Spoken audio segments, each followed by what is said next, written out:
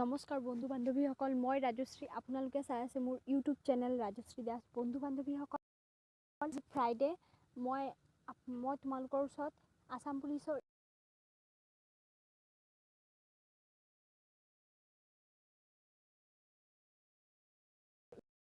Job related আৰু education related video' পোৱাৰ কাৰণে মোৰ চেনেলটো ছাবস্ক্ৰাইব ভিডিঅ'সমূহ তোমালোকে চাব। বন্ধুসকল, এতিয়া ভিডিঅ'টো ষ্টাৰ্ট কৰোঁ। বন্ধুসকল, আজি ৱৰ্ল্ড জিঅ'গ্ৰাফিৰ পৰা 10টা কুৱেশ্যন এনচাৰ আলোচনা কৰিম। বন্ধুসকল, এতিয়া 1 নম্বৰ কুৱেশ্যনটো আমি আৰম্ভ কৰোঁ। এক নম্বৰ কুৱেশ্যনটো আছে, পৃথিৱীত মুঠ মাটিকালিৰ কিমান শতাংশ স্থলভাগে আগুৰি আছে? বন্ধুসকল, ইয়াত উত্তৰটো হ'ব 2.4। আৰু 2 নম্বৰ প্ৰশ্নটো হ'ল, ভাৰতৰ ক'ত সৰ্বোচ্চ সংখ্যক মঠ পোৱা যায়? বন্ধুসকল, এইটোৰ উত্তৰ হ'ল হিমাচল প্ৰদেশ। হয় বন্ধুসকল, ভাৰতৰ সৰ্বোচ্চ মঠ থকা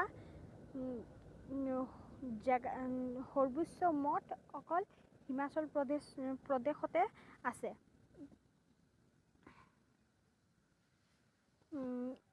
এতিয়া 3 নম্বৰ কুৱেশ্যনটোত আহোঁ।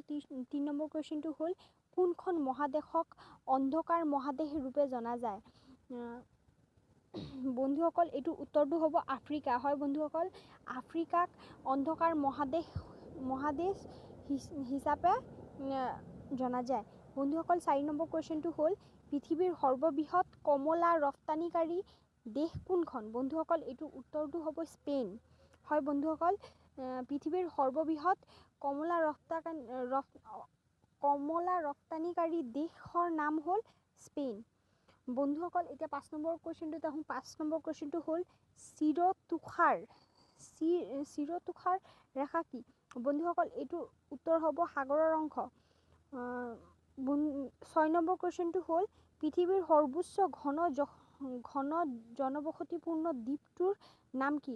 বন্ধুসকল, এইটোৰ উত্তৰটো হ'ব আইচলেণ্ড। এতিয়া আমি 7 নম্বৰ কুৱেশ্যনটোত আহোঁ। বন্ধুসকল, 7 নম্বৰ কুৱেশ্যনটো হ'ল, পৃথিৱীৰ কোন স্থানত সৰ্বোচ্চ বৃষ্টিপাত হয়? বন্ধুসকল, এইটোৰ উত্তৰটো হ'ব ভাৰতৰ মৌচিনৰাম। এতিয়া আমি 8 নম্বৰ কুৱেশ্যনটোত আহোঁ। 8 নম্বৰ কুৱেশ্যনটো হ'ল, উজ্জ্বলতম গ্ৰহ কোনটো? বন্ধুসকল, এনচাৰটো হ'ব শুক্ৰ। আৰু 9 নম্বৰ কুৱেশ্যনটোত আহোঁ। 9 নম্বৰ কুৱেশ্যনটো হ'ল, পৃথিৱীয়ে নিজ মেৰুদণ্ডত কেনেদৰে আৱৰ্তন কৰে? বন্ধুসকল, এইটোৰ উত্তৰটো হ'ব পশ্চিমৰ পৰা পূবলৈ। এতিয়া আমি চবৰ শেষৰ কুৱেশ্যনটোত আহোঁ।